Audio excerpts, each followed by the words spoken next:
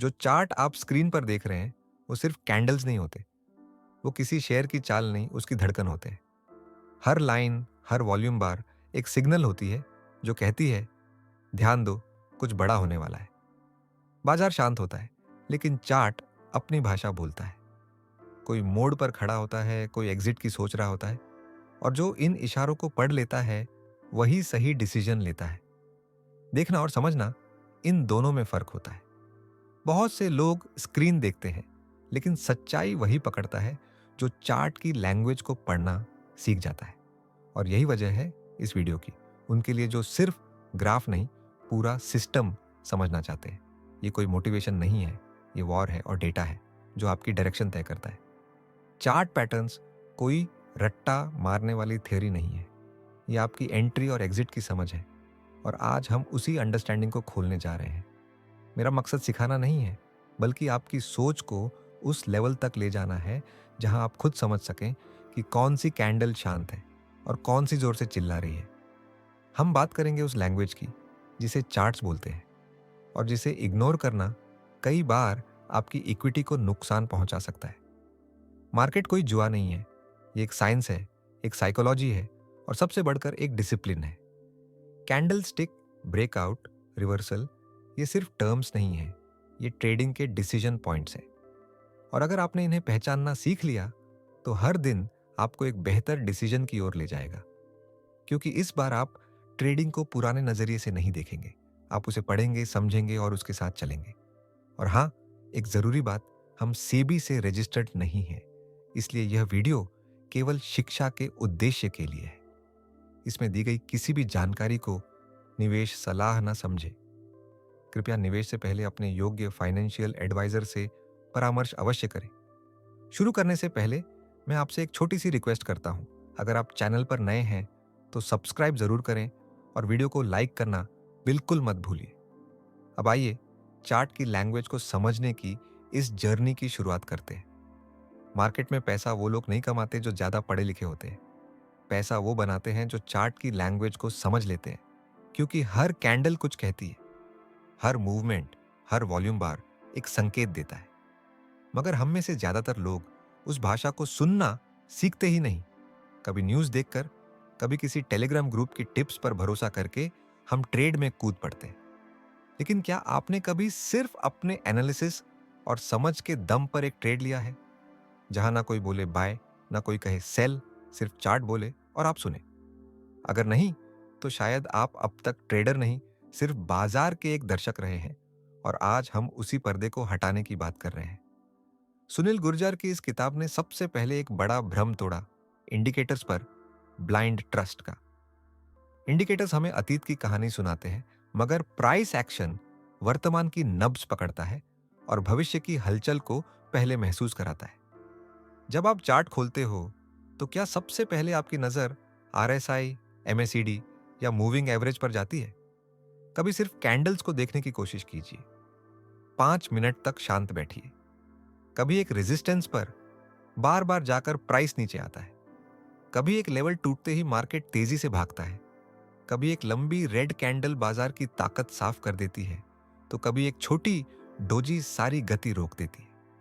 यही है price action के असली संकेत।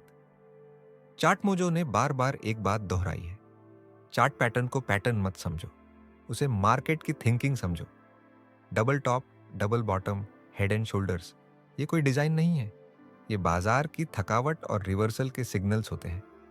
जब प्राइस ऊपर जाता है तो एक समय आता है जब बायर्स धीमे पड़ने लगते हैं, तब सेलर्स अपनी जगह बनाते हैं। वहीं बनता है एक टर्निंग पॉइंट। अगर वही लेवल दोबारा आता है तो वो रेजिस्टेंस सिर्फ एक लेवल नहीं होता, वो बाजार की कलेक्टिव मेमोरी बन जाता है। और अगर वहां से प्राइस पलटे तो वो सिर्फ एक मूव नहीं होता, वो एक सिग्नल होता है। और जब आप उस सिग्नल को पकड़ पाते हैं तो वो प्रॉफिट सिर्फ पैसे का नहीं होता, वो आत्मविश्वास का होता है। अब बात करें कैंडलस्टिक की, तो ये किताब उन्हें नाम से नहीं, भावना से समझाती है। हैमर, शूटिंग स्टार, इनगल्फिंग, ये चार्ट की लैंग्वेज के वर्ड्स हैं, भावनाओं के संकेत हैं। ये एक माइंडसेट की अभिव्यक्ति है। हैमर जब नीचे बनता है तो वह कहता है मैं गिरा, लेकिन मैं टूटा नहीं। सेलर्स ने कोशिश की, मगर बायर्स ने वापसी की। और अगर अगली कैंडल हरी बनी तो इसका मतलब है भाव बदल रहे हैं, ट्रेंड धीरे धीरे पलट रहा है। ब्रेकआउट की साइकोलॉजी को समझना जरूरी है। प्राइस बार बार एक ही दायरे में घूमता है, हर बार वहीं जाकर लौट आता है, लेकिन फिर एक दिन जब वॉल्यूम के साथ वह लेवल टूटता है तो ये सिर्फ ब्रेकआउट नहीं होता, ये मार्केट की सामूहिक भावना का इजहार होता है। अब वो लोग जो पहले असमंजस में थे वो भी सक्रिय हो जाते हैं। लेकिन किताब यही नहीं रुकती, वह कहती है कंफर्म करो, क्योंकि हर ब्रेकआउट भरोसेमंद नहीं होता। चार्ट मोजो की सीख, ब्रेकआउट तब तक ब्रेकआउट नहीं होता जब तक रिटेस्ट ना हो जाए। जब प्राइस दोबारा उसी लेवल पर लौटकर वहीं से ऊपर जाता है तभी वह लेवल मजबूत बनता है।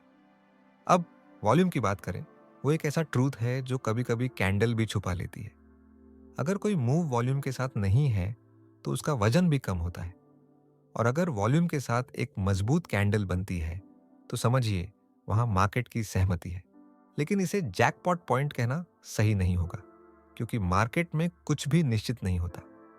हम इसे एक हाई प्रोबेबिलिटी जोन कह सकते हैं, जहां आंकड़ों और व्यवहार का मेल हो रहा होता है। ट्रेंड लाइन कोई ज्योमेट्री का गेम नहीं है, ये एक एहसास है। जहां प्राइस बार बार किसी सपोर्ट या रेजिस्टेंस को छूता है वहां एक भरोसा बनता है, और जब वही लाइन टूटती है तो प्राइस नहीं, भरोसा टूटता है, और मार्केट उसकी प्रतिक्रिया जरूर देता है। प्राइस एक्शन कोई शॉर्टकट नहीं है, ये एक अभ्यास है। हर कैंडल, हर गैप, हर रिजेक्शन एक कहानी कहता है। जो इस भाषा को सीख लेता है वह ट्रेडिंग में आंख खोलकर चलता है, चाहे स्कैल्पर हो, स्विंग ट्रेडर या पोजिशनल। प्राइस एक्शन आपकी आंख बन जाता है, आपकी समझ बन जाती है, और यही इस किताब का सबसे गहरा संदेश है। मार्केट में सबसे बड़ा भ्रम वही होता है जो हमारी आंखों के सामने होता है लेकिन समझ नहीं आता, और सबसे गहरी चाल वो होती है जो शोर में नहीं, खामोशी में चलती है, जिसे भीड़ अनदेखा कर देती है लेकिन समझदार नजरें उसे पहले ही पहचान लेती हैं। चार्ट मोजो बताता है जहां अधिकतर लोग ब्रेकआउट समझते हैं वहीं मार्केट एक सिग्नल छिपा देता है। ट्रैप सेटअप यानी एक ऐसा अवसर जो दिखता कुछ और है लेकिन असल में होता कुछ और है। ब्रेकआउट हुआ, बड़ी कैंडल बनी, वॉल्यूम भी आया, आपको लगा यह है सही एंट्री, लेकिन अगली ही चाल ने पूरा परिदृश्य बदल दिया। प्राइस नीचे लौटा, सपोर्ट टूटा, एसएल ट्रिगर हो गया। अब सवाल उठता है, गलती कहां हुई? गलती नहीं, बस अधीरता हुई। आपने संकेत को समझने के बजाय अनुमान लगाया। इमोशन ने सोच से आगे कदम बढ़ा दिया। इस किताब का सबसे महत्वपूर्ण संदेश यही है, मार्केट में हर इमोशन के पीछे एक थॉट होता है, हर रिवर्सल पैटर्न के पीछे एक सिग्नल। रिवर्सल सिर्फ एक शब्द नहीं, वो एक मूक चेतावनी है जो कहती है अब तस्वीर बदलने वाली है। जब कोई ट्रेंड बहुत देर तक चलता है तो वहां थकावट दिखती है, एग्जॉशन। बायर थकते हैं और सेलर मौके की तलाश में होते हैं।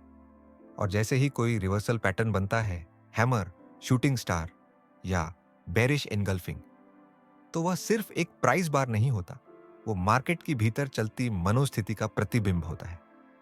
मार्केट हमेशा सिग्नल देता है, पर वो तेज नहीं, धीमे होते, और जब वॉल्यूम उनका साथ देता है तब वही सिग्नल्स एक डायरेक्शन बन जाते हैं। समस्या तब आती है जब रिवर्सल और ब्रेकआउट एक जैसे दिखते हैं। प्राइस ऊपर गया, बड़ी हरी कैंडल बनी, लोग बोले ब्रेकआउट आ गया, पर अगले दिन एक लाल कैंडल। अब जो कल ताकत लग रही थी आज भ्रम लगती है।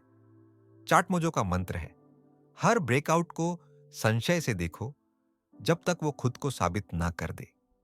इसका अर्थ है आपको पेशेंस रखना है, कॉन्फर्मेशन का इंतजार करना है। जो लोग जल्दबाजी में एंट्री करते हैं वो अक्सर खुद को मुश्किल स्थिति में पाते हैं, लेकिन जो प्राइस एक्शन को समझते हैं वो मार्केट की चाल को सुनना सीख जाते हैं। रिवर्सल को पहचानना आसान नहीं, क्योंकि वो तेज नहीं, धीमा बोलता है। एक पतली सी बॉडी, एक लंबी शैडो, एक शांत स्थिर कैंडल स्टिक, वहीं से शुरुआत होती है। वो रिजेक्शन जो ऊपर हुआ, वो अनसर्टेनिटी जो नीचे रुकी, यही है संकेत। वह सूक्ष्म संकेत चार्ट मोजो बार बार याद दिलाता है कि मार्केट कभी अचानक नहीं बदलता। वो पहले संकेत देता है, लेकिन हम उन्हें महसूस नहीं कर पाते क्योंकि हम जल्दी एंट्री चाहते हैं, जबकि मार्केट गहराई से सोच रहा होता है। इस किताब की आत्मा यही कहती है, प्राइस एक्शन कोई तकनीकी लाइन नहीं, वो विचारों का दर्पण है। हर कैंडल एक भावना है, हर वॉल्यूम एक प्रतिक्रिया है, हर गैप एक साइकोलॉजिकल दूरी है। सुनील गुर्जर कहते हैं, ट्रेडिंग तब शुरू होती है जब आंखें देखना बंद कर देती हैं और मन समझना शुरू करता है। रिवर्सल को पूरी तरह समझने के लिए एक और पहलू है, टाइम फ्रेम सिंक्रोनाइजेशन। अगर 5 मिनट के चार्ट पर रिवर्सल दिख रहा है लेकिन 1 घंटे के चार्ट पर ट्रेंड अब भी जारी है, तो वह रिवर्सल शायद सिर्फ एक कॉरेक्शन हो। लेकिन जब सभी टाइम फ्रेम्स एक ही संकेत दें, तब वह रिवर्सल नहीं बल्कि बदलाव की आहट बन जाता है। इमोशन सबसे सूक्ष्म सिग्नल है, एंट्री पर डर, एग्जिट पर आशा। लेकिन इस किताब ने इमोशन को शत्रु नहीं, मार्गदर्शक बनाना सिखाया। जब डर छाया हो और कैंडल्स कहें कि संभावना है, तो निडरता जरूरी है। और जब लालच बढ़े पर चार्ट चुप हो, तो विवेक से बाहर निकल जाना बुद्धिमानी है। रिवर्सल की चर्चा तब तक अधूरी है जब तक हम W और M पैटर्न्स को न समझें। W दोहराया गया सपोर्ट, बायर्स की वापसी। M दोहराया गया रेसिस्टेंस, सेलर्स की दृढ़ता। ये पैटर्न्स कोई कला नहीं, ये साइकोलॉजिकल द्वंद्व के चिन्ह हैं, जहां प्राइस केवल आंकड़ा नहीं बल्कि मन की प्रतिक्रिया बन जाता है। चार्ट मोजो याद दिलाता है, हर असफल ब्रेकआउट में एक सीख छिपी होती है। मतलब जो चाल असफल हो, वो आने वाले परिवर्तन का पूर्वाभास बन सकती है। और इस किताब में एक बेहद सधी हुई पंक्ति आती है, मार्केट में जो दिखता है वह जरूरी नहीं सच हो, पर जो छिपा होता है वह असर जरूर करता है। रिवर्सल उसी छिपी हुई गहराई में जन्म लेता है। यही कारण है कि इस किताब ने ब्रेकआउट और रिवर्सल को केवल प्राइस पैटर्न्स नहीं बल्कि एक विचार प्रक्रिया, एक मानसिक अभ्यास बना दिया है। मार्केट हर पल आपको परखता है, क्या आप जल्दबाजी करेंगे या समझदारी से प्रतीक्षा। चार्ट एक कहानी नहीं होता, वो एक युद्ध होता है, जहां कीमतें हथियार हैं और हर कैंडल एक वार है। लेकिन अफसोस, ज्यादातर लोग इसे आंकड़ों की भीड़ मानकर देखते हैं। उन्हें लगता है ग्रीन मतलब खरीदो, रेड मतलब बेचो। पर जो ये समझता है, वह मैदान में नहीं, हंटिंग ग्राउंड में खड़ा होता है। चार्ट मोजो की किताब कहती है, भावनाओं से चार्ट नहीं पढ़े जाते, उन्हें डिकोड किया जाता है। सपोर्ट और रेजिस्टेंस वो नक्शे नहीं हैं जिन पर चलकर मंजिल मिलती है, बल्कि वो जाल है जो स्मार्ट मनी हमारे लिए बिछाती है। हमें एंट्री वहीं करनी है जहां सबसे कम लोग सोचते हैं। एसएल वहां नहीं रखना जहां सब रखते हैं, क्योंकि स्मार्ट मनी को पता है आप कहां एंट्री करेंगे, कहां डरेंगे, कहां एग्जिट करेंगे। वो सेटअप बनाएगा, एक्सपेक्टेशंस भरेगा और फिर उन्हीं उम्मीदों को तोड़कर आपके कॉन्फिडेंस को अपने प्रॉफिट में बदल देगा। सुनील गुर्जार लिखते हैं, स्टॉप लॉस सिर्फ प्राइस से नहीं, साइकोलॉजी से सेट होता है। मतलब एसएल वहां नहीं जहां टेक्स्ट बुक कहती है, बल्कि वहां जहां भीड़ नहीं होती। अगर एक कैंडल चमक रही है लेकिन वॉल्यूम गायब है, तो वो प्राइस नहीं, प्रोपेगेंडा है। अगर हैमर लो पर बन रहा है पर बिगर टाइम फ्रेम खामोश है, तो वह सपोर्ट नहीं, धोखे की जमीन है। चार्ट मोजो हमें सिखाता है, चार्ट को आंखों से नहीं, माइंड से पढ़ो। हर कैंडल एक माइंडसेट का निशान है, हर शैडो एक मैनिपुलेशन का संकेत है, हर स्पाइक, हर डोजी, हर गैप एक साइकोलॉजिकल गेम का हिस्सा है। और स्मार्ट मनी तब आता है जब आप एग्जिट कर रहे होते हो। वो आपको ग्रीड की चोटी पर ले जाकर वहीं से गिरा देता है, या फिर डर का ऐसा माहौल बनाता है कि आप ए सेल हिट करके बाहर निकलो और उसी कैंडल के बाद मार्केट उड़ान भर जाए। ये किताब स्टॉप लॉस को एक अलार्म की तरह नहीं बल्कि डिसिप्लिन की तलवार की तरह पेश करती है। जो एंट्री से पहले एसएल लगाना सीखता है, वही असली ट्रेडर होता है, बाकी सब सिर्फ यात्री है। जब मार्केट नया हाई बनाता है, आपका दिल बोलता है स्ट्रॉन्ग ट्रेंड, पर दिमाग कहता है अब गिरेगा। यहीं से शुरू होती है असली साइकोलॉजी की लड़ाई। चार्ट मोजो की किताब कहती है, ट्रेडिंग करनी है तो इमोशंस बाहर छोड़ दो। कैंडल मतलब डिसीजन, वॉल्यूम मतलब ट्रस्ट, टाइम फ्रेम मतलब इंटेंशन, और इन तीनों को एक साथ देखकर ही प्राइस एक्शन को समझा जा सकता है। क्योंकि प्राइस कभी बिना वजह नहीं चलता। हर मूव में एक हिडन एजेंडा होता है। SL hunt, breakout trap, fake rally, ये सब एक्सीडेंट नहीं होते, ये सब एक मास्टर प्लान होता है। अगर आपने प्राइस बिहेवियर को पढ़ना सीख लिया, तो आप इंडिकेटर्स के पीछे नहीं, स्मार्ट मनी के आगे चलेंगे। चार्ट मोजो कहता है, हर एसएल के पीछे मार्केट नहीं, आप खुद गलती करते हो। और अगर आप उस गलती को पहचान गए, तो अगली बार उसी जगह आपकी एंट्री सीधे टारगेट तक जाएगी। अब बात करते हैं सबसे कड़वे धोखे की, फॉल्स ब्रेकआउट। मार्केट रेजिस्टेंस तोड़ता है, आप खुशी से जंप कर जाते हो एंट्री में, और अगली ही कैंडल में मार्केट आपकी पोजीशन को जलाकर उलट जाता है। स्मार्ट मनी को ये खेल परफेक्टली आता है। पैटर्न दिखाना, वॉल्यूम बढ़ाना, रिटेलर्स को फंसाना और फिर उल्टी डायरेक्शन में चल देना। इसलिए इस किताब का सबसे बड़ा सबक है, कॉन्फर्मेशन से पहले एक्शन मत लो। ब्रेकआउट हुआ तो प्रूफ देखो, कैंडल कैसा है, वॉल्यूम क्या कह रहा है, बड़ा टाइम फ्रेम चुप है या चीख रहा है। क्योंकि असली ट्रेडर वो है जो बिना तीर चलाए शिकार नहीं करता। इस किताब ने हमें सिखाया है कि चार्ट को गिनना नहीं, समझना है। हर पैटर्न के पीछे की मंशा को जानना है, हर प्राइस मूव के पीछे की स्ट्रैटेजी को डिकोड करना है। माइंडफुल ट्रेडिंग यही है इस किताब का मूल मंत्र। इमोशन से दूर, डेटा के करीब, पैटर्न्स के पीछे नहीं, साइकोलॉजी के आगे। और सबसे बड़ी बात, अपनी गलतियों को एक्सेप्ट कर पाना, यही एक ट्रेडर की असली मैच्योरिटी होती है। तो अगली बार जब आप चार्ट खोलें, कैंडल्स मत गिनिए, ट्रेंड लाइंस मत खींचिए, उस माइंड को पढ़िए जो इन सब को चला रहा है। क्योंकि प्राइस सिर्फ मूव नहीं करता, वो प्लान करता है। एक समझदार ट्रेडर की कमाई चार्ट से नहीं, सोच से होती है। क्योंकि प्राइस तो एक आंकड़ा है, लेकिन माइंडसेट वो चाबी है जो उसी आंकड़े को एक अवसर में बदल सकती है। मार्केट हर दिन 100 दरवाजे खोलता है, लेकिन जो हर दरवाजे पर झांकता है वो किसी एक रास्ते पर नहीं चल पाता। चार्ट मोजो की भाषा में कहें तो हर एंट्री एक युद्ध है, और युद्ध में उतरने से पहले रिस्क टू रिवॉर्ड की तलवार पहननी जरूरी है। अगर आपका रिवॉर्ड 2 है और रिस्क 1, तो इसका मतलब ये नहीं कि ट्रेड सक्सेस होगा। इसका मतलब सिर्फ इतना है कि आपने सोच समझकर कदम रखा, कोई अंदाजा नहीं मारा। ये किताब सिखाती है कि हर एंट्री से पहले खुद से सवाल करो, क्या ये सेटअप मेरे लर्निंग फ्रेमवर्क में आता है? क्या यहाँ लॉजिकल एसएल डिफाइन करना संभव है? क्या प्राइस में मोमेंटम की स्पष्टता है? और सबसे अहम, क्या मैं इस ट्रेड को इमोशनल न्यूट्रलिटी के साथ ले पा रहा हूँ? क्योंकि इमोशन वही है जो एसएल हिट होते ही मन में उलझन भर देता है, और यही उलझन अगली बार एंट्री लेने से पहले डिसीजन को कमजोर कर देती है। चार्ट मोजो बार बार कहता है, एसएल हिट होना फेलियर नहीं, फीडबैक है। और इसी सोच से निकलती है इस किताब की सबसे दमदार सीख, ट्रेड जर्नल। क्या आपने कभी खुद से पूछा है, मैंने वो एंट्री क्यों ली थी? लॉस के वक्त मेरा सोचने का तरीका कैसा था? एग्जिट के बाद मेरी साइकोलॉजी स्टेबल रही या नहीं? अगर ये सारे सवाल लिखे गए होते तो हर ट्रेड आपके अगले ट्रेड को बेहतर बनाता। जर्नल कोई साधारण चीज नहीं है, ये एक आईना है जो आपको आपके अंदर का ट्रेडर दिखाता है। चार्ट मोजो इसलिए कहता है, एनालिसिस बाद में करो, लेकिन ऑब्जर्वेशन पहले दर्ज करो। अब बात करते हैं टाइमिंग की।